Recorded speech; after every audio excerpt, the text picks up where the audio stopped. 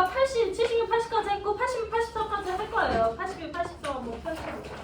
거기서 제가 중요하게 본 게 81번에 1번이에요. 1번. 81번에 1번 보시면 명시적 청자에게 말을 건네는 방식에서 말을 건네는 방식 다시 한번 얘기하지만 누구누구야 라는 말이 나와줘야 된다라는 거죠. 이해되세요? 그래서 가 같은 경우는 그런 게 없기 때문에 틀렸다라는 거를 알고 계셔야 돼요. 괜찮으세요? 자주 나오니까 알아두시고요. 그 다음에 아까 관조와 연세는 설명했죠. 관조라는 것은 4번에 나와 있는데 81번 4번에 관조는 그냥 지켜보다 라는 뜻이고 5번에 연세라는 것은 뭐예요? 그 아까 얘기했죠. 엄마는 똑똑해, 똑똑하면 아빠 뭐 이런 거. 엄마 아빠는 똑똑한데 어쨌든 그런 거고요. 그 절대규칙이 82번에 때문에 그런 거예요. 보기 한번 보시면 가에서 순환하는 자연이 가진 변화임은 인간에게 관여한다라고 보이시죠? 이게 기본 메커니즘이에요. 그러니까 보기에서 그렇게 얘기 안 하더라도 평가는 어지간하면 자연이 인간한테 영향을 주지 인간이 자연한테 영향을 주지 않는다고 봅니다. 그러면 82번에 1번 한번 보실래요?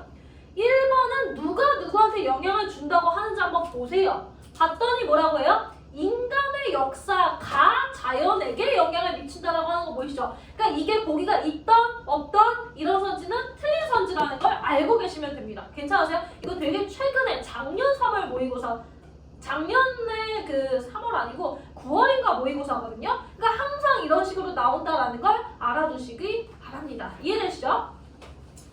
자, 그 다음에 여러분 그럼 평가원 기출 현대시 모음집은 잠깐 내버려 두시고요. 네, 이거는 필요할 때 쓸 거고 저희는 그러면 최종적으로 현대시 시험을 한번 볼까 합니다. 현대시 시험을 한번 볼 건데요. 기출문제집 펼치시고요. 기출문제집 몇 월거 피시냐면 2024학년도 3월거 피세요. 2024학년도 3월거 있어요? 있어요? 없으면 얘기하세요. 하나 뽑아오긴 했어요. Yes, yes. 네, 펼치시면 8페이지 2024학년도 3월 8페이지 요거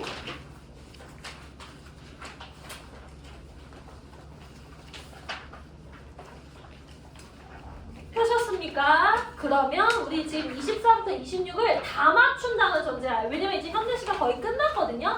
그래서 여러분들이 이거 시간 넉넉하게 제가 6분 정도 드릴 거예요. 한 7분 드릴게요. 7분 드릴 거니까 이걸 다 맞춘다는 가정으로 풀어보시면 돼요. 이해되시죠? 네.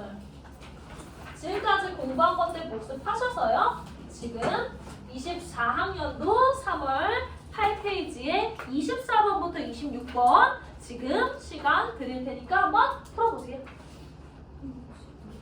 문제가 찾아드릴게요.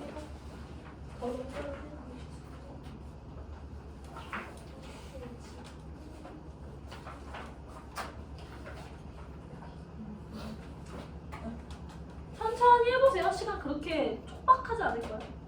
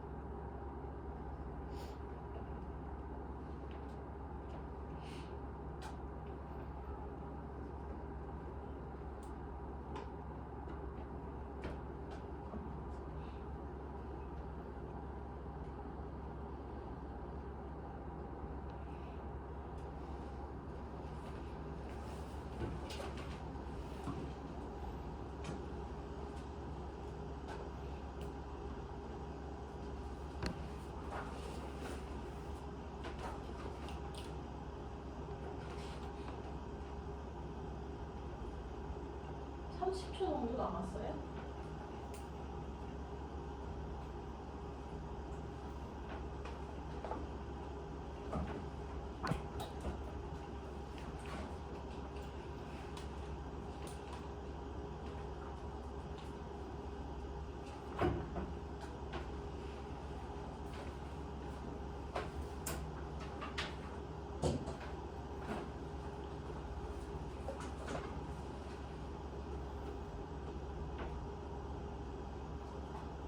됐습니다. 보시죠. 기본적으로 뭐 그렇게 옛날 문제가 아닙니다. 재작년에 고3이 이 정도 풀어야 된다. 3월에 정도고요. 답부터 말씀드리면 4번, 5번, 1번이에요. 4번, 5번, 1번. 다 맞으셨으면 한 달 잘 보내신 겁니다. 실제로 잘 맞으신 거면 잘 보내신 거고, 그리고 아마 6월, 9월까지 보통 3월에 다 맞거든요. 잘 안 틀려요. 틀려봤자 뭐 한 5개 있으면 하나 정도 틀리시거든요. 그래서 지금 한번, 그리고 뭐 못 풀으셨으면 다음 주에도 또 시험 볼 거고요. 다다음 주에도 시험 볼 거라서 3월 전까지만 다 맞아 오시면 돼요. 저처럼. 이해되시죠? 자, 그럼 천천히 한번 해볼게요. 저희가 24번 같은 문제는 이제 한번 쭉 해설해 드릴게요. 표현법 문제예요. 그러니까 표현법 문제는 복습을 통해서 기본적으로 어떤 표현법이 있는지를 보셔야 됩니다. 그쵸?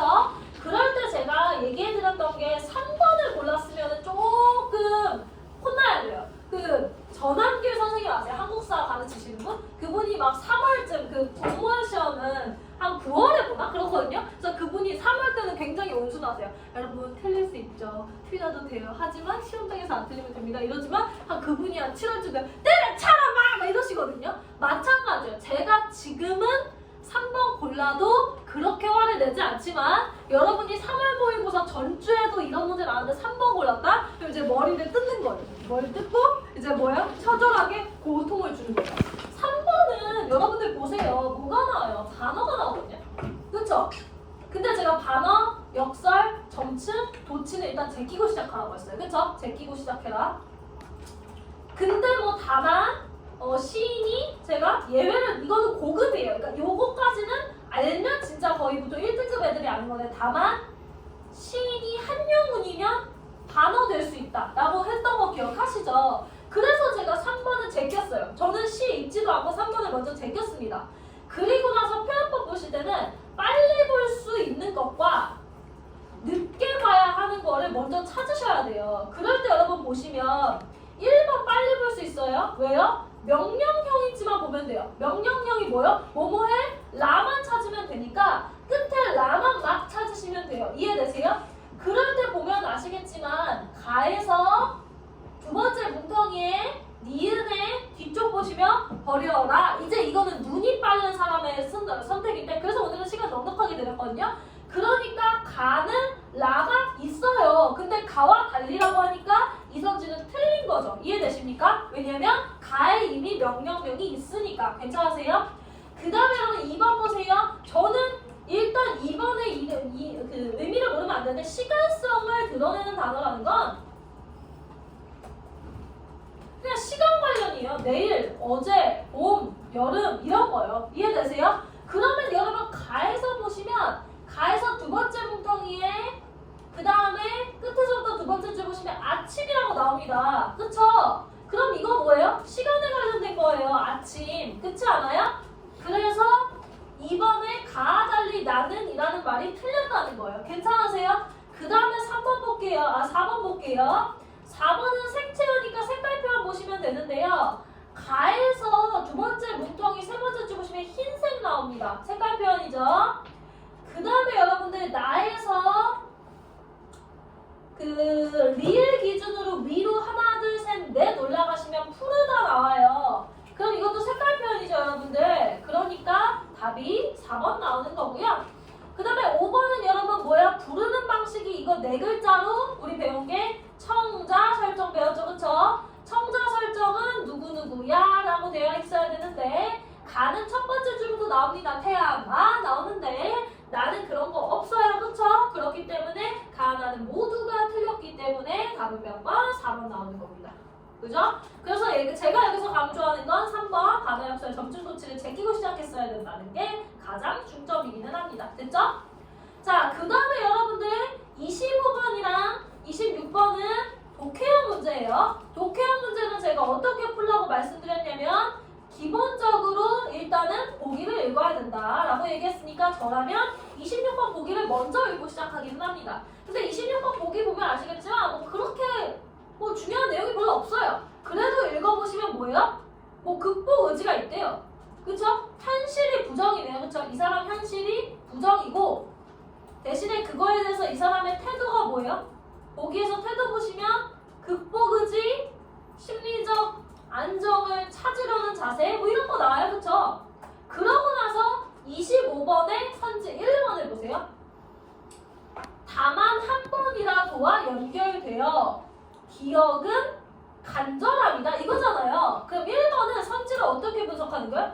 그냥 기억은 간절함이다 이거잖아요. 그쵸? 여러분들 이해되세요? 근데 여러분 간절함이라는 단어 제가 독해형 문제는 동그라미 세모를 쓸 수 있으려면 뒤에가 동그라미 세모로 풀리는지 보라고 했어요. 근데 간절함이라는 단어는 동그라미 세모 되죠? 그리고 얘는 뭐예요? 긍정어죠? 그러면 기억이 긍정어인지 부정어인지만 보면 돼요. 근데 기억을 보시면 나는 두루미의 목통을 빌려오겠다라고 하잖아요. 내가 좋아하는 거. 그럼 얘도 긍정어죠? 그러면 1번은 맞는 선지죠. 25번에 1번 맞는 선지. 됐어요? 괜찮아요? 그 다음에 2번 볼까요? 2번도 니은이 긍정어인지 부정어인지 보신 다음에 니은은 그냥 부정성이라고 아예 줘요. 그쵸? 그러면 니은 보세요. 간밤의 서리를 불결하다고 얘기하고 있습니다. 그쵸? 그러면 여러분들 여기는 뭐야? 부정어. 그러니까 2번도 맞는 얘기죠. 동그라미 세모법 계속 쓰고 있는 거예요. 그쵸?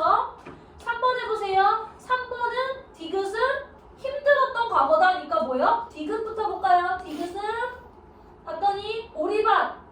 오리밭이 있고 그 다음에 오리고개를 넘은 세월이 있다. 근데 아마 3번은 파악하기 어려웠을 거예요.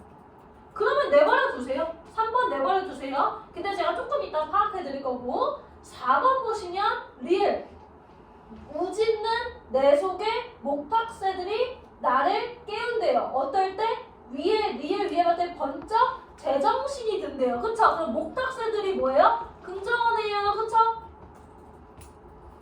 그 다음에 4번은 뭐예요? 내면 의식을 일깨우는 존재? 긍정어.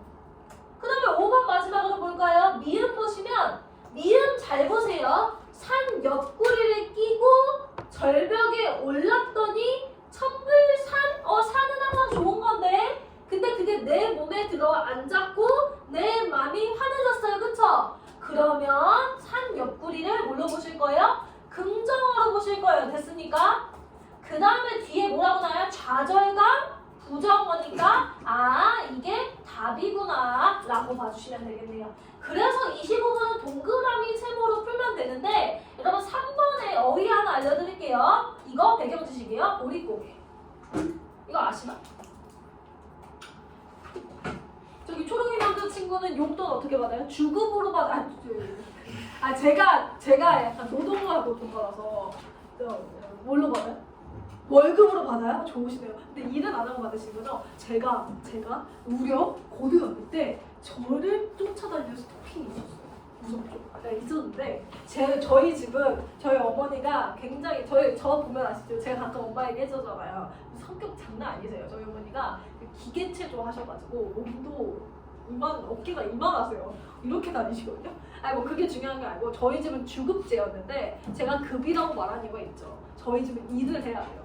매주 월화수목금토 일 동안 집안에 쓰레기가 있어요. 그 분리수거 쓰레기. 우리 엄마니까 꿀 빨았어. 그거를 버리고 와서 인증을 해야 이제 엄마가 그걸 갖고 오면 주세요. 용돈을 주시는데 저를 스토킹하던 모 고등학교, 저는 그 다른 고등학교 남자인 친구가 있었는데 제가 처음에는 썸을 탔죠. 썸을 탔는데 썸이 깨졌어요. 그 친구가 제가 맞지 않는 것 같아서 우리는 이제 잘 맞지 않는 것 같다 했는데 저 잘 생각해보세요. 월화수목금을 제가 언제 쓰레기 버려도 상관없고 하루는 24시간이잖아요. 그러니까 제가 몇 시에 쓰레기를 버리는지는 모르는데 보통은 학교를 이제 금요일까지 가니까 금요일 밤부터 일요일 밤까지 버리기는 해요. 근데도 그래도 시간이 되게 넓잖아요. 근데 제가 쓰레기를 버리러 가는 매 순간 그 친구가 그 쓰레기장에 있는 거예요. 근데 그 친구는 집이 그쪽도 아니에요. 어쨌든 중요한 건 뭐 그런 게 아닌데 어쨌든 제가 말하고 싶은 건 뭐냐면 주급으로 받는 거랑 월급으로 받는 거랑 저는 이제 월급으로 받는데 월급으로 받으면 여러분 어떤지 아세요? 제가 월급이 한 30일이라고 하면 저는 한 1일부터 가난해요. 21일부터 너무 버겁고 힘들지 않아. 주급으로 받으면 괜찮아요? 운용하는 거 괜찮아요? 아니에요. 맞아요. 여러분 한 토요일쯤 되면 돈이 없어요. 나의 돈이 없다고 맞잖아. 우리는 그렇게 계획적인 인간들이 아니에요. 저는 심지어 급히라서 진짜 월급을 받을 때마다 이렇게 손을 쪽쪽 빨면서 아 오늘은 왜 돈이 없나 진짜 바닥을 보고 다니는데 그런 거예요. 여러분 농사를 짓잖아요. 자 농사를 지어요. 그러면 여러분들 봄, 여름, 가을, 겨울이 있잖아요. 그럼 농사 언제 시작해요? 아니에요. 여름에 하면 끝나버려요. 봄에 하죠. 봄에 씨를 뿌리잖아요. 봄에 씨를 뿌리고 그래서 봄에 씨를 뿌려요. 그럼 그거 언제 수확하는지 아세요? 그쵸? 자 잘하셨어요. 자 그럼 이제 생각해 봅시다. 용돈을 가을에 받는 거예요. 받았어요. 자 근데 우리 보통 봄에는 먹을 게 많아요. 왜 많냐면 봄부터 여름까지는 봄에는 보통 이제 새싹 같은 거 나오니까 엄마들이 뭐 해줘요? 나물 같은 거 막 해주고 그러잖아요. 봄에 나물 냉이 이런 거 안 드셔보셨어요? 그러니까 봄엔 나물 먹으면 되고 여름엔 과일이 있잖아요 여러분. 근데 이제 보세요. 그러면 문제는 뭐냐면 봄이 되기 직전에서 가을부터인데 이제 옛날 조상들도 어때요? 흥청망청걸이에요. 흥청망청걸. 그러니까 뭐요? 가을부터 쭉 먹기 시작하죠. 9월, 10월, 11월, 12월, 1월, 2월까지 버텨야 돼요. 6개월을 버텨야 되거든요. 근데 언제면 뚝 떨어질까요? 한 1월이면 많이 버틴 거고 한 12월이면 떨어져요. 맞죠? 좆된 거죠. 좆됐죠. 집에 밥이 없죠. 근데 다행히 우리에게 추가 월급이 있어요. 언제가 추가 월급이냐면 2월이 추가 월급이에요. 2월에 이제 봄이 되기 전에 2월 그때는 보리가 수확돼요. 그러면 여러분은 언제가 이제 헬이냐? 한 11월부터 1월까지가 졸라 헬이거든요. 그걸 보릿고개라고 하는데 보리가 나오기 전 기간이란 뜻이에요. 그때 사람들이 어마무시하게 굶어 죽어요. 그래서 나온 단어가 삼순구식인데 삼순구식이 뭐냐면 30일 동안 9끼를 먹으면 잘 먹었다는 뜻이에요. 그럼 몇 주에 한 번 먹어야 돼요? 그런 거예요. 그래서 그 당시에 보릿고개 시절에 이육을 먹기도 하고 보릿고개 시절에 나무 껍질을 뜯어다가 그걸 비벼서 씹기도 하고 그러면서 버티는 게 보릿고개 시절이에요. 그래서 엄마한테 고급지게 얘기할 수 있겠죠. 엄마가 우리 초롱이 남자친구 그 돈이 요즘 안 보장하니 엄마 난 요즘 보릿고개 시절이야. 이러면 이제 엄마가 뭐 우리 아들 그럴 리는 없겠죠. 똑똑하니까 500원을 더 주마 이럴 리는 없겠지만 어쨌든 여러분들 중요한 건 뭐다? 추수를 하고 그 다음에 그걸 먹다가 돈이 떨어져요. 그리고 보리가 나오기 시절까지가 한두 달이 보릿고개예요. 이해되세요? 그러니까 보릿고개는 좋은 시간일 수가 없어요. 됐어요? 부정을 하는 거예요. 그래서 3번에 보시면 3번에 무슨 얘기가 나와요? 보릿고개를 넘은 보리밭이 있고 보릿고개를 넘은 세월이라는 게 그걸 버틴 시간이라는 뜻입니다. 그러니까 부정어예요, 여러분들. 되게 힘든 시간이라는 뜻이라고 보시면 됩니다. 그래서 3번에 힘들었던 과거가 괜찮은 거예요. 됐습니까? 그래서 백영진 씨 그런 거 알아두시면 되고요. 그래서 전 중급으로 받고 싶은데 안 되겠죠? 어쨌든 그 다음에 이제 26번 한번 해볼까요? 26번 자 여러분 26번도 일단은 제가 얘기했듯이 보기가 쓸모가 없어요. 지금 보기가 되게 별게 없거든요. 그쵸? 그러면 일단 원칙은 여러분 제가 뭐 하라고 그랬냐면 비문학을 써먹을 게 없잖아요. 그래요 뿅. 자 그러면 동그라미 세모를 먼저 써보세요. 그래서 1번 보세요. 가에서 내 바다의 요람을 흔들이라는 거 가서 보시면 니은 밑에 있어요. 요람을 흔들어 주어라. 아이 원트잖아요. 그쵸? 그럼 동그라미죠. 됐어요? 그 다음에 여러분 나 보시면 나에서 나의 막막함이 올라간다. 뒤에 보세요. 그러니까 리을 바로 윗줄에 나의 막막함도 올라간다. 번쩍 제정신이 든다. 그럼 막막함이 올라가는 게 긍정이라는 거 아시겠습니까? 번쩍 제정신이 들었으니까 그러면 1번은 동그라미라고 한 것은 내적 혼란이 넘어가세요. 그 다음에 나에서 동그라미라고 고달픔이 중요한 건 뭐예요? 심화된다예요. 근데 여러분들 자 우리 배웠죠? 여기 했죠? 나의 요람은 긍정어. 그 다음에 막막함 올라간다 이것도 긍정어. 근데 얘네가 각각 혼란과 고달픔이 심화된다는 건 뭐예요? 부정어. 그러니까 답 몇 번? 1번이라는 거죠. 이해되세요? 그러니까 동그라미 세모로 어지간하면 제일 풀려요. 괜찮으십니까? 그 다음에 2번도 한번 해설해 볼게요. 쭉 해설할 겁니다. 자, 2번 보시면 아침과 밤, 하늘과 땅은 대립이다. 맞아요? 아니요? 맞죠? 시어 자체가 대립이니까 2번은 어휘형 문제인 거예요. 그러니까 자, 1번은 동그라미 세모 문제. 2번은 어휘형 문제. 그쵸?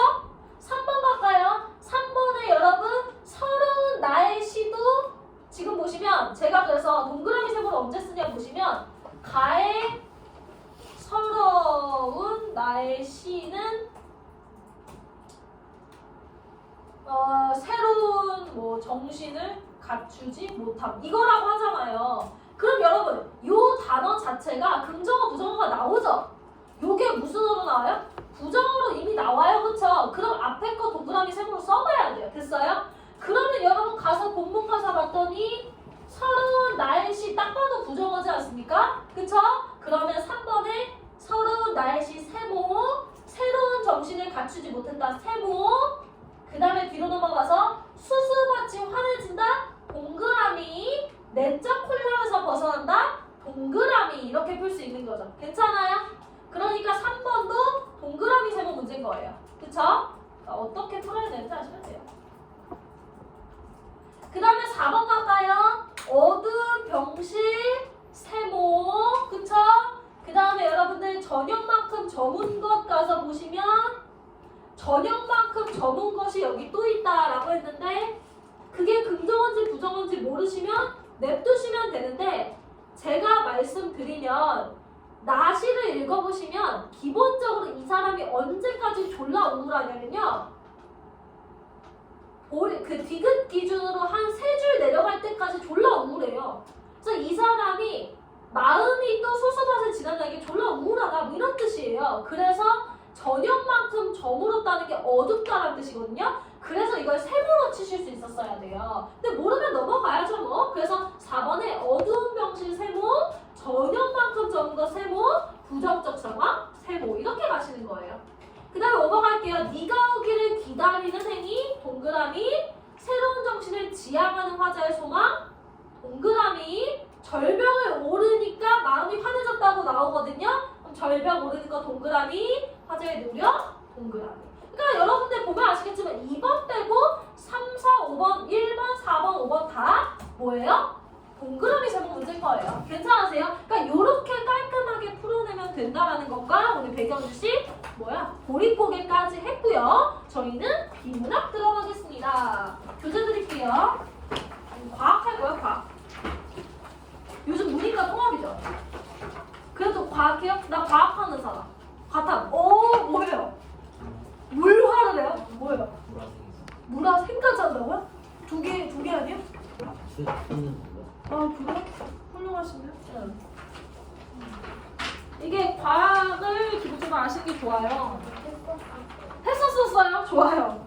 했었어요. 제가 얘기 안 했어요. 저는 웃긴 게 저 문과대학 나왔거든요. 아시죠? 그리고 대학원도 문과대학 나왔는데 저는 슬프게도 고등학교는 이과생으로 살았어요. 그래가지고 저때 좀 이렇게 됐는데 그래서 제가 대학교 때 그 생명 강사를 잠깐 했었거든요. 근데 미토콘드리아를 너무 못 그리고 아무도 나의 그림을 이해할 수 없는 거예요. 내가 이렇게 찌글찌글 그렸는데 애들이 저것이 무엇인가 해가지고 원장님이 부르셔서 불러서 신미 선생님 혹시 생명을 꼭 하셔야 될까요? 이러는 거예요. 그래요. 네, 그랬더니 혹시 국어는 못하나요?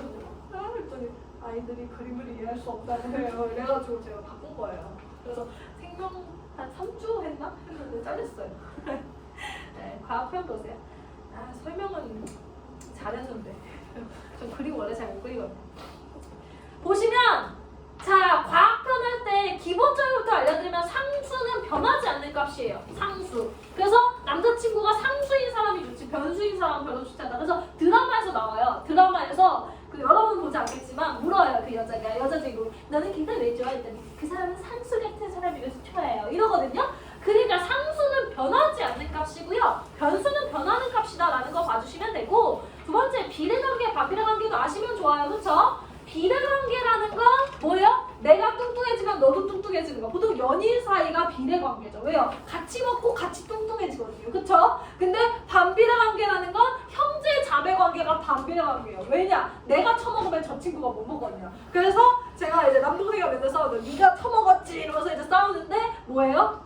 연인 관계는 내가 뚱뚱해지면 쟤도 뚱뚱해지고요. 오빠 나랑 같이 다이어트 해야 돼 하면 내가 날씬해지면 남자친구도 같이 날씬해지죠. 근데 형제자매는 뭐야? 내가 처먹으면 지 친구가 못 먹어요? 그럼 날씬해지는 거야. 반대인 거죠. 그쵸? 이해되세요? 그 다음 온도, 부피, 압력 간의 관계를 아시는 게 좋아요. 자 여러분들, 자 이 공간을 뭐라 하냐? 우리 부피라고 하죠. 부피. 그래서 여러분들 뭐야? 뚱뚱한 사람을 보면 부피가 크고 뭐 이렇게 얘기하면 조금 고급지긴 한데 어쨌든 부피가 있고 우리 알맹이들 1, 2, 3, 4, 5, 6, 7, 8, 9명의 알맹이들이 있네요. 자 9명의 알맹이들이 있는데 이 공간에 압력을 가한다는 건 벽이 밀리는 거예요. 밀려와요? 그럼 부피가 어떻게 돼요? 줄어요. 자 기억하시죠? 같은 조건에서 압력을 가한다는 건 우리를 찍어 누르는 거예요. 점점. 그럼 부피는 자연스럽게 줄어듭니다. 그러면 우리가 압력을 가하면 자 우리의 상태가 어떻게 되냐? 개빡치죠. 왜요? 나는 초록이와 부대끼고 싶지 않은데 자꾸 초록이와 내가 이렇게 붙는 거예요. 개빡친단 말이에요. 분자들이. 그래서 분자라는 거 알맹이들이 개빡쳐요. 개빡치면 온도가 어떻게 돼요? 그쵸. 거기까지예요. 뭐예요? 부피에 압력을 가한다는 건 부피가 점점 줄어든다는 건데 그러면 뭐예요? 얘네가 개빡쳐요. 개빡치면 온도가 어떻게 돼요? 높아집니다. 자, 그래서 과학적으로는 여러분들이 물이 있는데 그 물을 끓이고 싶은데 그 버너가 없어. 그럼 어떻게 하면 돼요? 압력이 높은 데로 가면 돼요. 뭐 그러니까 여러분이 초능력자라면 악 해가지고 줄이면 돼요. 물을 줄이면 되지만 그럴 수 없어요. 어쨌든 그래서 보시면 자 두 번째요. 압력을 주면 부피가 작아짐. 그럼 개빡쳐서 온도가 높아진다는 걸 알아두시면 돼요. 왜냐면 분자들은 지들끼리 붙는 거 되게 싫어하세요. 되게 싫어요. 나만의 공간이 필요한 극아이형들 인간이기 때문에 그렇게 생각하시면 돼요. 그러면 여러분들 자 마찬가지예요. 온도가 높아졌다는 건 내가 이 새끼랑 붙어서 개빡친다는 거야. 그럼 뭐를 요구하겠어? 적당한 거리를 요구하라 하잖아요. 그러니까 뭐야? 기본적으로 분자들이 온도가 높다는 건 부피를 어떻게 하고 싶다는 거야? 반대로? 넓히고 싶다는 거야. 좀 떨어지고 싶다는 거야. 이해되세요? 그래서 해보세요. 온도가 높아지면 부피가 커지고 싶어 하죠. 좀 비켜! 한단 말이에요. 근데 못 커지게 잡아버리면 어떻게 해요? 막 뒷골 잡고 쓰러지잖아요? 압력이 높아지는 거예요. 됐어요? 그래서 여러분들 압력이라는 건 그런 겁니다. 이해되세요?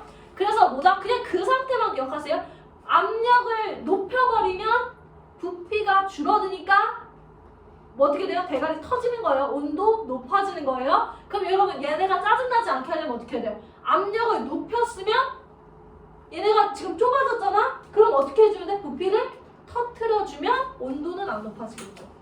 제 말 이해되세요? 그냥 과학 기반 상식이에요. 이제 가요. 물리. 이거 뉴턴의 제1, 제2, 제3 법칙 필요 없어요. 문제 나오면 잘 하세요. 제가 나오면 설명해 드릴게요. 뉴턴의. 자, 근데 이건 필요 중요해요. 파동. 여러분 파동이 뭐야? 이렇게 빛이 이렇게 가죠. 그러니까 물결이 파동이에요. 파동. 그죠? 그러니까 뭐야? 이렇게 물 탕 치면 뿅 가는 게 파동이라고. 이해되세요? 그 다음에 보세요. 파장이라는 건 예를 들어서 이렇게 가면 여기랑 이제 이렇게 갈 때 여기에 길이에요. 길이. 됐어요? 파장. 괜찮아요? 그림을 그릴 수 있을까?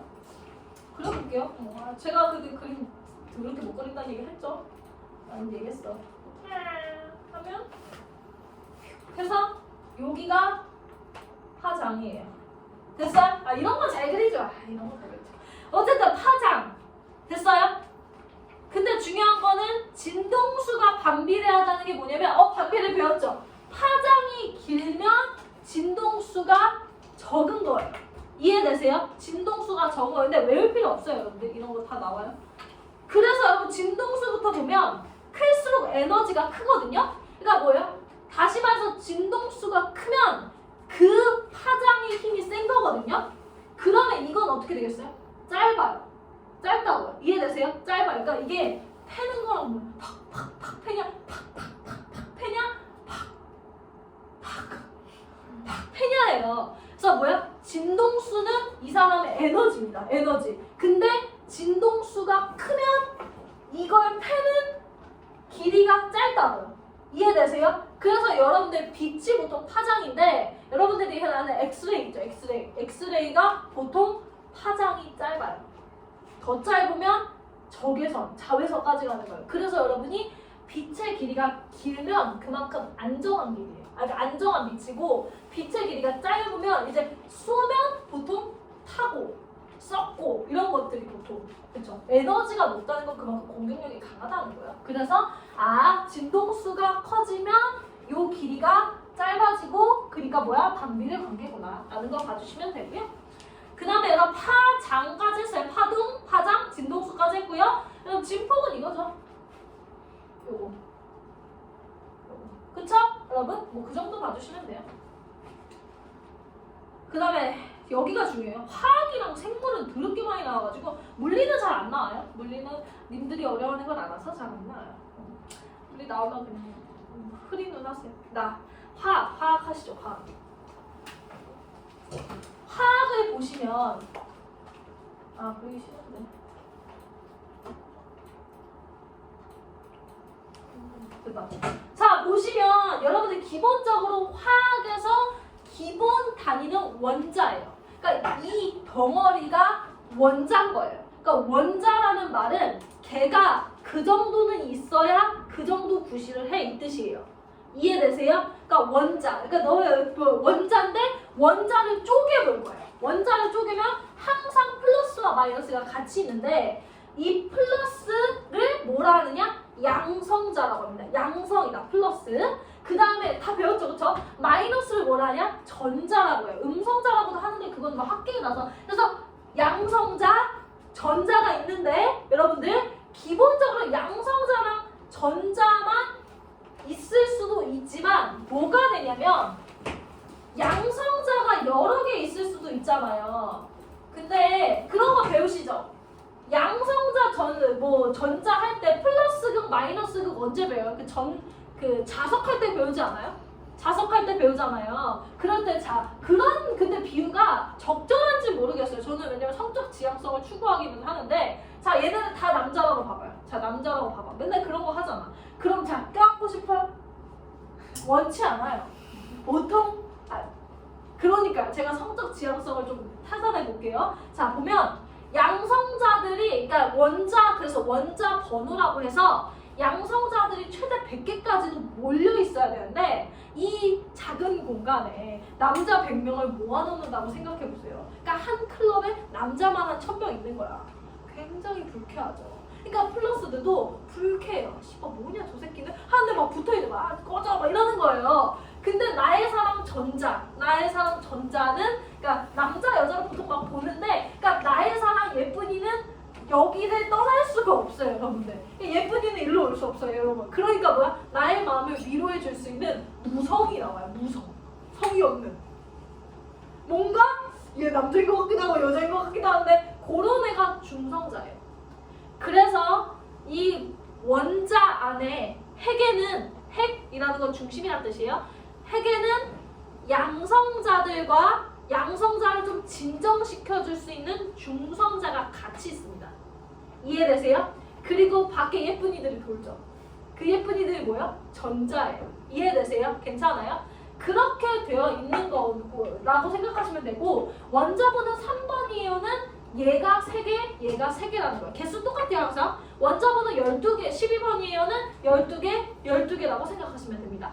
그래서 거기 한번 보시면 원자는 물질의 기본 단위로 마이너스인 전자와 플러스인 핵이 있는데 핵은 다시 중성자와 양성자로 이루어진다고 생각하시면 되고요. 그 다음에 양성자는 원자 번호가 몇 개냐. 전자도 개수 보통 똑같은데 어쨌든 원자 번호라는 건 걔가 안에 있는 양성자가 몇 개냐로 아시면 되고, 중성자는 같은 원소여도 다를 수 있는 동위 원소라는 게 뭐냐면, 여러분 뭐 예를 들어서 이 핵이 있을 때 지울 수 있을까? 그러니까 이렇게 핵이 있을 때 다 아시는 거겠지만 모를 수 있으면 해요.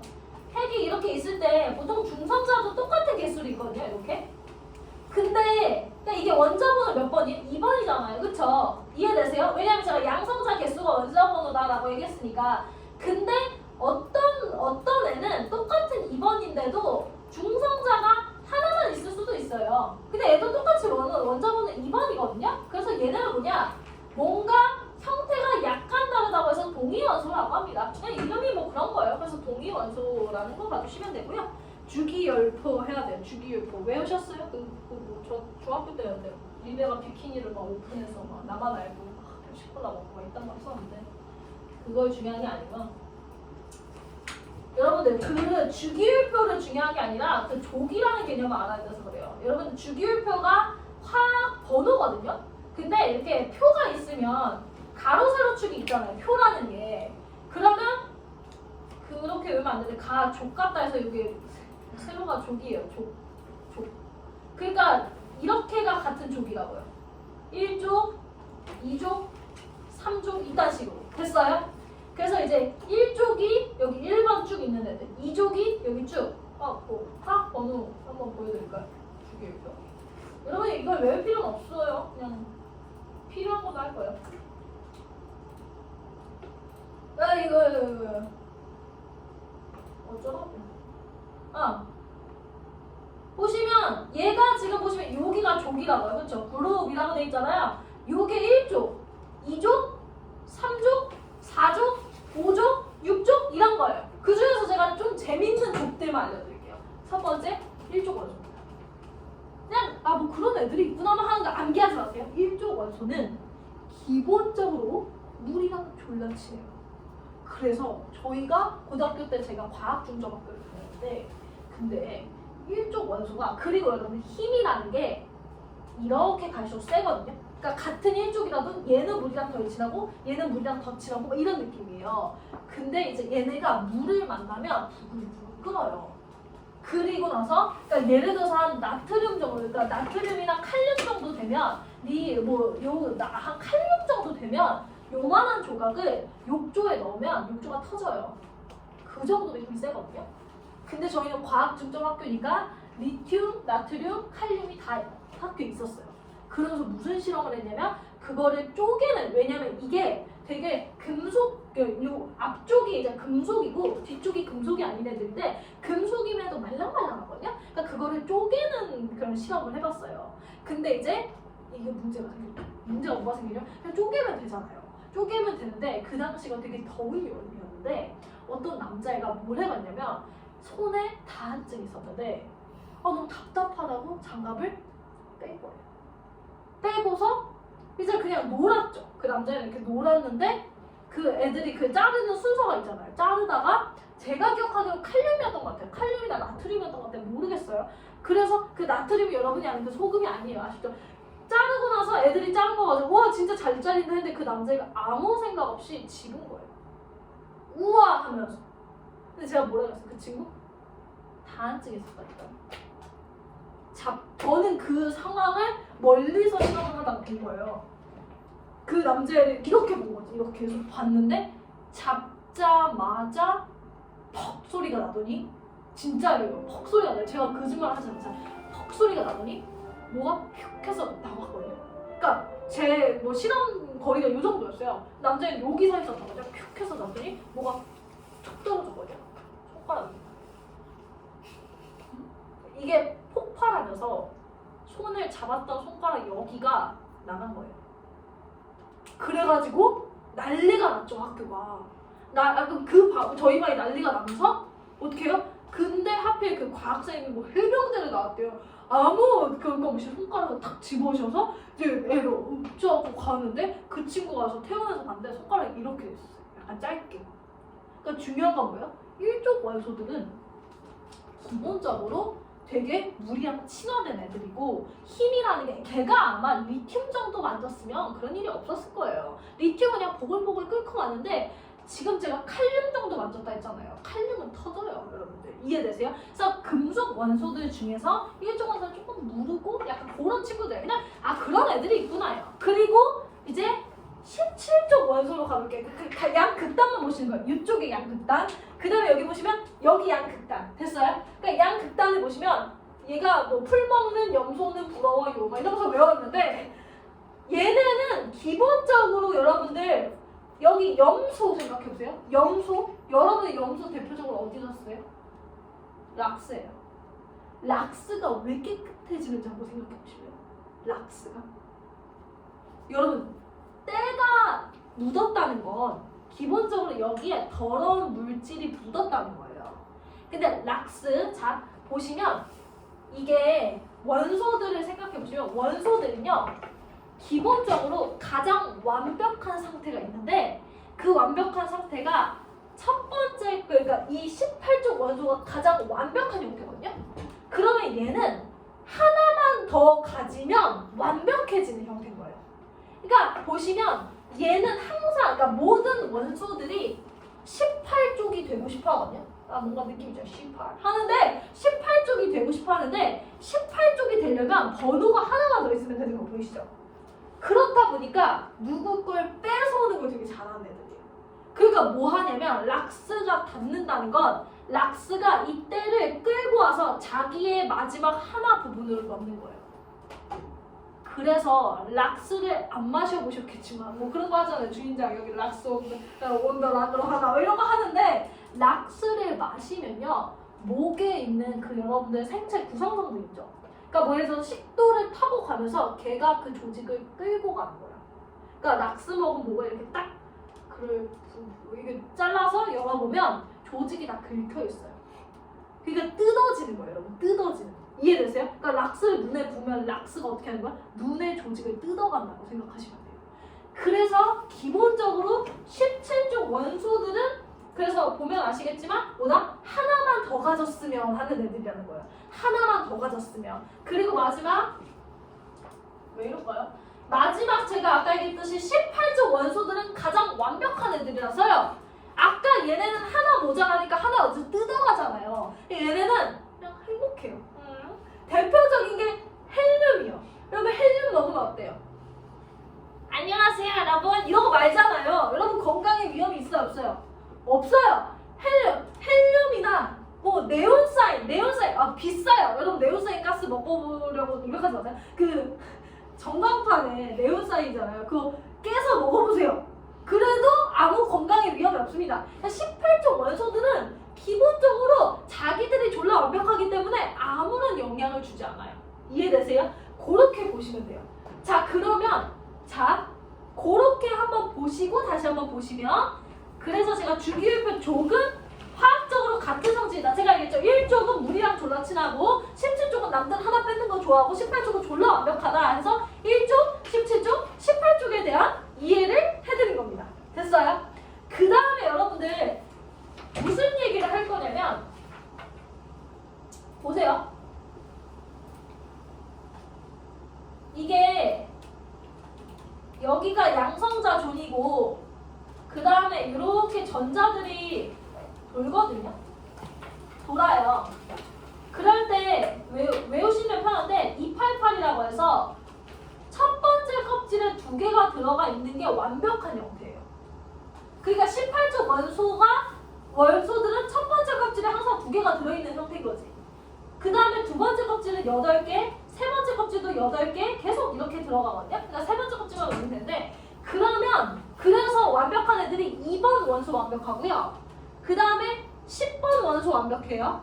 18번 원소 완벽해요. 이해되세요? 그러니까 족이 아니라 그렇다는 거예요. 그러면 그러니까 아까 17쪽 원소는 어떤 형태냐면 첫 번째 껍질이 하나밖에 없는 애, 두 번째 껍질이 7개밖에 없는 애, 세 번째 껍질도 7개밖에 없는데 이런 식이에요. 이해되세요? 그러니까 계단형이라서 두 개가 채워져야 뒤에로 넘어가는 거야. 이해되세요? 여기 하나밖에 없는데 여기 4개고 이럴 순 없어요. 그래서 여러분들 보면 아시겠지만 288이라고 해서 항상 그러니까 예를 들어서 1쪽 그러니까 뭐 예를 들어서 17쪽 원소는 얘가 2개가 꽉 차야 되는데 하나밖에 없는 거야. 그래서 맨날 하나를 찾으러 다니는 거예요. 이해되세요? 그리고 나서 뭐 그런 거 보시면 돼서 거기에 나와 있죠. 가로 그러니까 전자 껍질은 288 하나 써놓으시면 첫 번째 껍질은 2개 채워질 때 완벽하고요. 두 번째 껍질 8개, 세 번째 껍질도 8개 채워질 때 완벽해요. 그걸 이해해야 제가 무슨 얘기를 할 거냐면 공유결합과 이온결합 얘기할 겁니다. 자 보세요. 예를 들어서 얘가 2개가 있고 그 다음에 얘가 6개가 있어요. 이런 애가 있어요. 그러면 얘는 완벽해지려면 2가지 방법이 있어요. 첫 번째는 2개를 어디서 뜯어오면 돼요. 혹은 6개를 어떻게 하면 돼요? 버리면 돼요. 근데 뭐가 더 괜찮아요? 뺏어오는 게 훨씬 편해요. 그러니까 뭐냐면 덜 쓰잖아요. 그래서 얘는 더 얻고 싶어 하는 애예요. 근데 만약에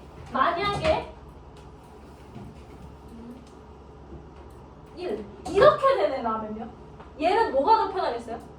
얘는 이거 버리는 게 훨씬 편해요. 이해되세요? 그래서 우리나라 아니죠. 원소는 총 2가지예요. 완벽한 애거나 더 얻고 싶어하는 애거나 버리고 싶어하는 애거나.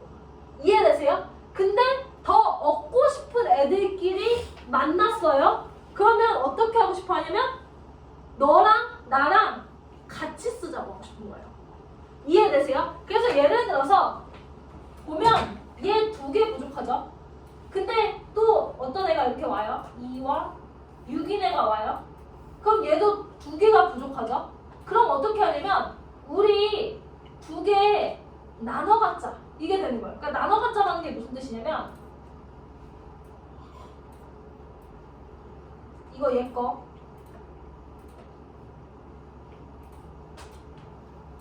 얘 거. 그러니까 만약에 하나씩이 더 필요한 애들이라고 생각해 보세요. 예를 들어서 얘가 여기가 2가 있고 얘가 7이 있고 얘도 얘가 2가 있고 여기가 7 있다고 생각해 보세요. 그럼 각각 하나씩 필요하죠. 그렇죠? 하나씩 필요하죠. 그럼 얘네가 둘이 붙어요. 붙어서 어떻게 되냐면 요렇게 붙고 요렇게 연결돼요. 그러니까 얘는 요로도 갈 수 있고 요로도 갈 수 있는 거예요. 이해되세요? 그러면 얘 총 8개 되니까 완벽하죠. 얘도 총 8개 되니까 완벽하죠. 근데 얘네는 보면 아시겠지만 이렇게 붙어서 공유하는 거예요. 됐어요? 그래서 여러분들 거기에 첫 번째 공유 결합은요. 비금속이라는 게 무슨 뜻이냐면 그 보통 금속이 아닌 애들이 그냥 그거 필요 없이 그냥 부족한 애들끼리 나눠 갖는 것 이라고 생각하시면 돼요.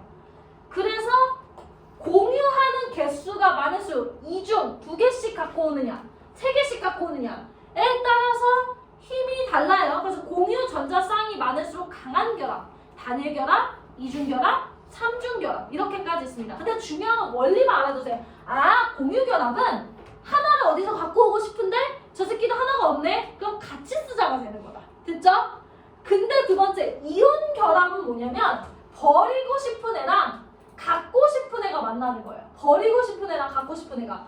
예를 들어서 얘는 2, 1이고 얘는 2, 7이에요. 그럼 얘는 버리고 싶죠? 얘는 갖고 싶죠? 그럼 얘가 이 하나를 얘한테 주는 거예요. 줘버려요. 이해되세요? 그런 걸 뭐라 한다? 이온 결합이라고 한다. 하나를 얘는 공유하는 게 아니고 줘버린다고요. 됐어요? 그래서 얘네는 주고 싶은 애와 받고 싶은 애의 결합이 이온 결합. 그래서 이온 결합 보시면 얘가 마이너스가 하나 빠졌죠? 그러면 얘는 전체가 뭐가 되냐면 원래는 전체 플러스도 3개, 마이너스도 3개였는데 마이너스 하나 빠지면 전체가 뭐가 돼요? 플러스가 돼요. 그러니까 마이너스를 주는 애는 양이온이 됩니다. 그리고 얘는 받았으니까 양성자보다 본인의 전자가 하나 더 많죠? 음이온이 돼요. 그러니까 뭐냐면 공유결합은 양이온, 음이온 이딴 게 없는데 이온 결합은 준 애, 보낸 애는 양이온, 받은 애는 음이온이 된다는 거예요. 됐죠? 그래서 화학에서 그것만 아시면 돼요. 마지막 생물 하시고 생물.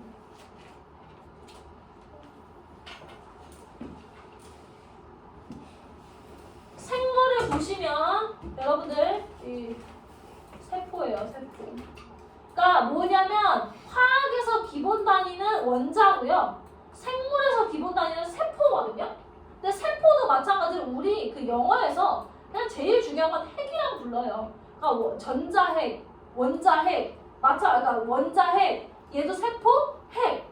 그래서 핵은 제일 중요한 거 있는 거예요. 아까는 양성자가 들어있었다고 한다면 지금 핵에는 뭐가 들어있냐? DNA가 들어있어요. DNA. 그러니까 유전 정보죠. 그래서 유전 정보는 여러분들 들었을까요? 6개니 8개니? 까먹었어요. 생물? 6개, 8개?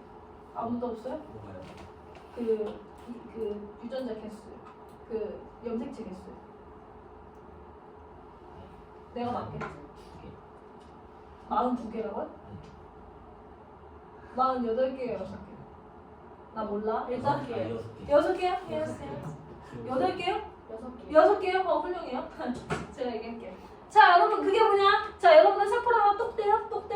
여러분이 갖고 있는 세포 중에 가장 큰 세포는 정자, 난자지만 걔네를 좀 차치하고 뭐 어쨌든 떼요. 떼. 정자를 이렇게 한 마리 데리고 와요. 이거 왕 이렇게 데리고 와요. 데리고 와서 정자 대가리를 잘라요. 확대해서 난자가 더 큰데 어쨌든 해서 꼬리 자르고 이렇게 펼쳐요. 펼쳐서 보면 거기에 뭐가 있는 거야? 이렇게 여기에 꼬리가 있었는데 꼬리 깍 떼고 보면 핵이 뿅 하고 있어요. 핵을 이제 잘라요. 자르면 안에 46개의 알갱이들이 이렇게 있어요. 이렇게 이해되세요? 그런데 여러분들 46개의 알갱이는 나누기 2하면 23개잖아요. 그러니까 23가 맞죠? 23. 그래서 23개가 있는데 그것도 알려드리면 자 거기서 44개는 일반 유전자고요. 2개는 성염색체예요. 그러니까 2개는 성 관련된 거라고요. 그러니까 여러분들이 그래서 배운 게 뭐예요? X 염색체와 Y 염색체를 배우거든요. 그러니까 나중에 그런 일은 없겠지만 시어머니가 너는 아들도 못 낳고 말이야 이러면 그건 잘못된 말이야. 왜냐면 여러분들 여자애들은 XX 염색체로 태어나고요. 남자애들은 XY거든요. 근데 여러분 여자는 보통 줄 수 있는 게 뭐밖에 없어요? X밖에 없어요. 남자는 뭘 줄 수 있어요? X도 줄 수 있고 Y도 줄 수 있어요. 그러면 이렇게 되면 딸, 이렇게 되면 아들, 이렇게 되면 딸, 이렇게 되면 아들이잖아요. 그러니까 아들을 낳으려면 누가 조심해야 돼요? 누가 잘해줘야 돼요? 남편이 잘 줘야 돼요. 어쨌든 중요한 건 뭐냐면 유전 정보는 핵에 들어있는데 그걸 뭐라 한다? 유전 정보를 DNA라고 하는데 DNA는 몇 개의 알갱이로 이루어져 있다? 46개의 알갱이로 이루어져 있다. 근데 이걸 뭐라고 하느냐? 염색체라고 말해요. 어려운 말이죠? 염색체라는 말은 여러분들 뭐다? 어려운 말이지만 40 그냥 알갱이라고 생각하면 돼요. 그 중에서 44개의 알갱이는 일반 알갱이 여러분들. 그래서 뭐 여기에 뭐 이런 것들 높은 코냐, 쌍꺼풀이냐 이딴 거 여기 있고요. 그 다음에 뭐예요? 성별을 정하는 건 2개의 알갱이로 있다라는 거 봐주시면 됩니다. 근데 이 핵이 굉장히 에너지를 졸라졸라 많이 씁니다. 그래서 이 핵이 밥을 먹어야 되는데 이 밥을 어떻게 하냐? 외부에서 내부로 갖고 올 수도 있고 자체적으로 만들 수도 있거든요. 그러니까 외부에서 내부로 갖고 오는 거야 뭐 피들이 전해주죠. 블러드, 피들이 막 전해주는데 그거 말고서는 이렇게 제가 못 그린다 했죠. 이렇게 미토콘드리아라고 있어요. 너 미토콘드리아냐? 뭐 이런 말 하는데 미토콘드리아라는 애는 뭐냐면 얘한테 영양분을 주는 애다 라는 거 봐주시면 돼요. 그래서 여러분들 거기 보시면 거기 보세요. 세포는 생물체의 기본 단위인데 유전 정보를 어려운 말로 하면 DNA라고 합니다. DNA. 그 다음에 RNA는 조금 이따 말해드릴게요. 그렇게 해서 얘기를 했는데 그 다음에 거기 보시면 원핵 생물은 뭐예요? 핵이 없어요. 핵이 없다는 얘기는 유전 정보가 없다는 게 아니고 이렇게 소중하게 감싸져 있지 않다는 얘기예요. 이해되세요? 그 다음에 보시면 진핵 생물은 뭐래요? 핵이 있어요. 그러면 원핵은 약간 원시인이고요. 진핵은 좀 진화된 애라고 생각하시면 돼요. 그래서 이제 이게 중요하죠. 바이러스와 생물. 자, 바이러스. 코로나는 뭐예요? 아세요? 바이러스예요. 바이러스. 코로나는 바이러스예요. 그리고 독감 아세요? 독감도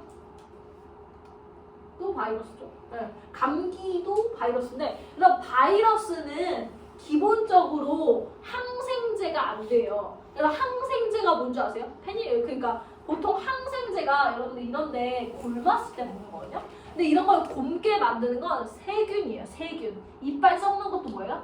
세균이거든요. 그래서 세균은 어떤 애들이냐면 그냥 독립한 애들이라서 그냥 우리 몸에 탁 붙어가지고 우리를 괴롭히는 애들이에요. 이해되세요? 그래서 세균은 항생제를 먹으면 그냥 떨구면 돼요. 왜냐면 나랑 다른 애들이니까 이렇게 보통에서 골문 부분도 그냥 잘라내잖아요. 그래서 세균은 보통 생물이라서 그냥 어떤 생물이 하나 붙었다고 생각하시면 떼면 돼요. 그게 항생제예요.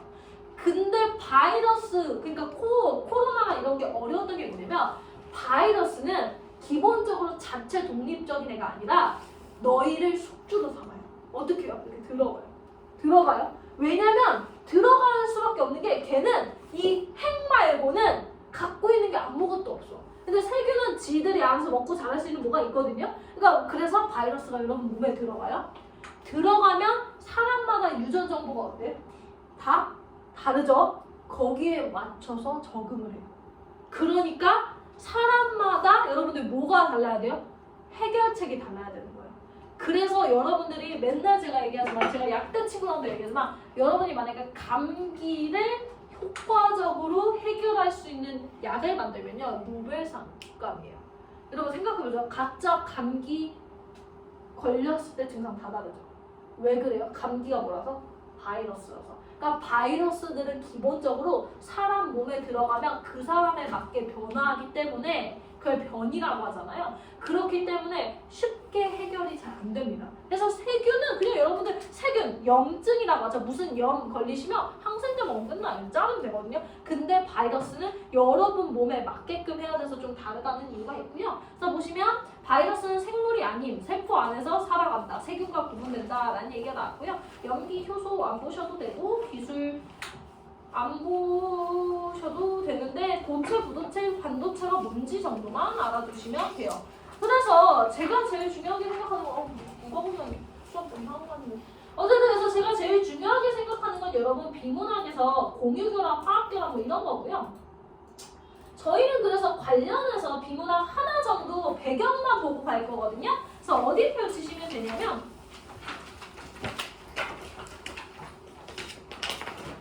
자, 보세요.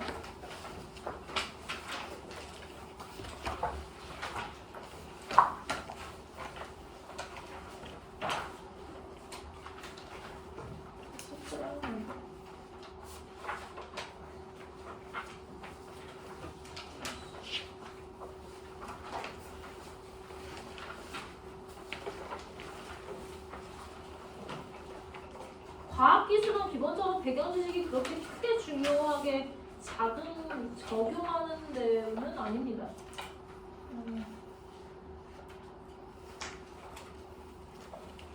아이씨, 다음 주에 할 거고. 죄송해요. 다음 주에 할게요. 다음 주에 하고 저희 다른 거부터 먼저 할게요. 그래서 여러분들 이 배경 지식 과학을 한번 보고 오세요. 아셨죠? 한번 보고 오시고 저희는 어디 할 거냐면 죄송합니다. 저기 22학년도에 1번부터 3번 한번 볼게요. 22학년도 1번부터 3번. 거기 보시면 요게 요즘 나오는 신유형이라고 해서 짧은 비문학이에요. 짧은 비문학. 그리고 이거는 여러분들 어지간하면 다 맞춰야 돼요. 이게 쉽거든요. 그래서 여러분들 얘도 마찬가지로 문단을 한번 나눠보세요. 비문학 하는 식으로 해볼게요. 문단 나눠보세요.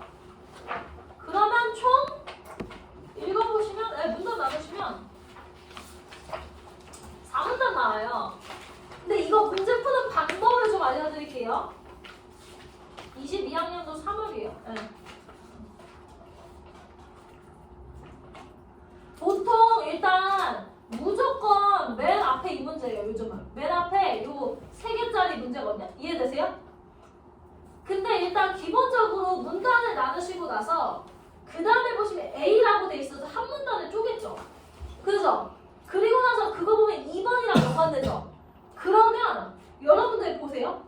무조건 1번, 3번을 풀 때는요 3문단 안 써요.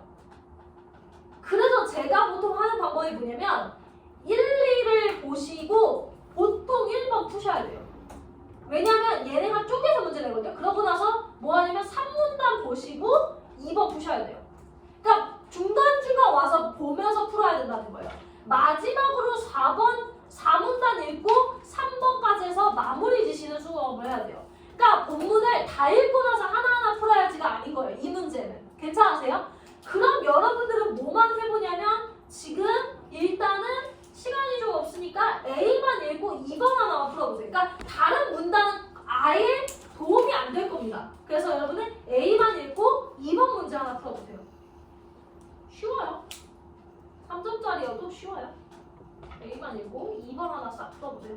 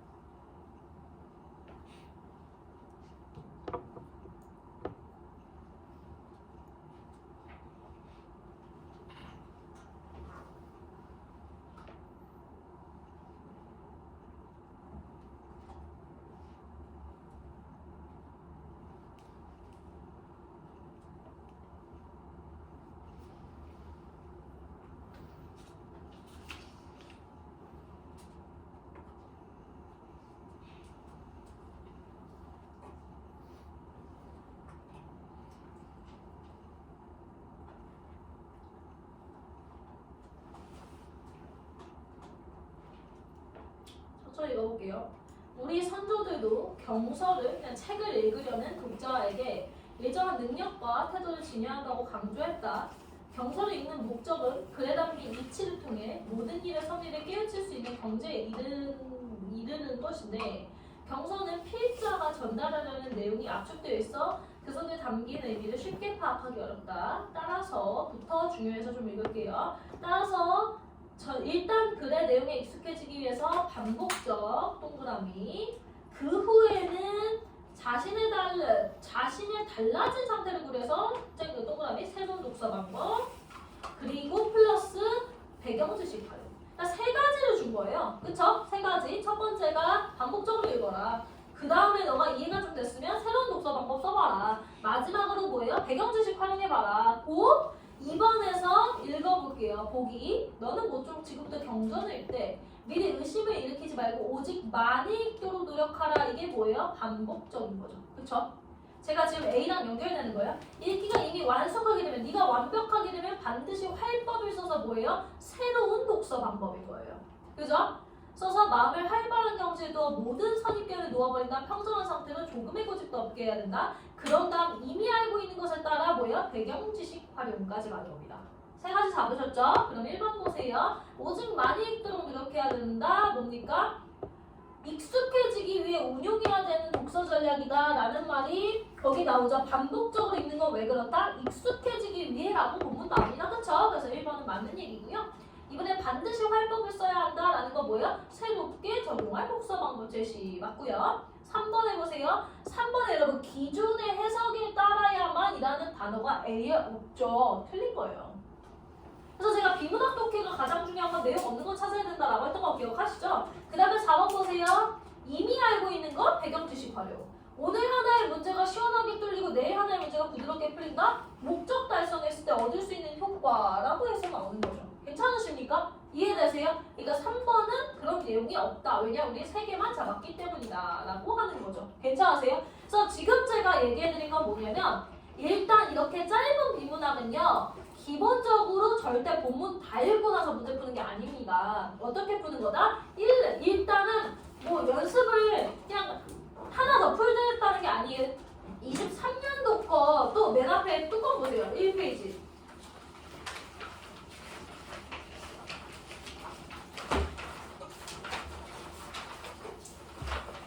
걔도 보시면 1, 2, 3 있고 항상 이런 식으로 A를 따로 줍니다. 그러면 A는 3번 문제잖아요. 그리고 나머지 1, 2번은 어떤 게 푸느냐? 무조건 1번의 문단이 1번에 답이 돼줄 거예요. 그러니까 한 문단 읽고 하나 푸는 겁니다. 이해되세요? 그러면 2번은 뭐 갖고 푸는 거예요? 2번 문단 가지고 푸시는 거예요. 왜냐면 가를 참고하라고 했으니까 위에 거 안 써먹고 A는 써먹을 수 없으니까 그 문단만 본다라는 거예요. 이해되세요? 그러니까 기존의 비문학 푸는 거와 이거는 유형이 달라요. 괜찮으세요? 문제가 그렇게 어렵진 않으나 시간을 좀 줄여야 되기 때문에 여러분들이 푸실 때 어떻게 해야 된다? 분할해서 읽고 풀고 왔다 갔다 해야 된다 까지 한 겁니다. 괜찮으세요? 자, 그러면 오늘 여기까지 할 거고 제가 숙제 전체적으로 안내해드리면 배경지식 과학 한번 읽어보고 오세요. 왜냐면 다음 주에 과학 해야 되기 때문에 그러하고요. 현대시 수업 끝났어요, 여러분. 그래서 현대시나 기본 문제 보조개 있죠? 안 갖고 오셔도 돼요. 안 갖고 오셔도 되고 제가 필요한 것들도 했거든요. 네, 그래서 앞으로는 어떻게 할 거냐면 우리가 이제는 현대시는 끝났기 때문에 다음 주부터는 뭘 할 거냐? 오자마자 현대시 한 세트를 이제 시험 볼 거예요. 오늘 봤던 식으로 세 문제에서 한 6분 정도 시험을 먼저 볼 거고 그리고 나서 해설하고 그 다음에 우리 이제 새롭게 들어갈 게 고전시가 들어갈 거예요. 이해되세요? 그러면 우리는 모의고사 때는 고전 시간을 어느 정도 본 상태 플러스 현대시 다 맞아야 되는 상태까지 나온 거죠. 이해되시죠? 자, 아마 매3비는 계속 숙제 들어갈 거니까 숙제 잘 따라오시고요. 다음 주에는 요 모의고사 기출만 가지고 오시면 된다는 거. 이해되시죠? 여기까지 하겠습니다. 오늘 고생하셨고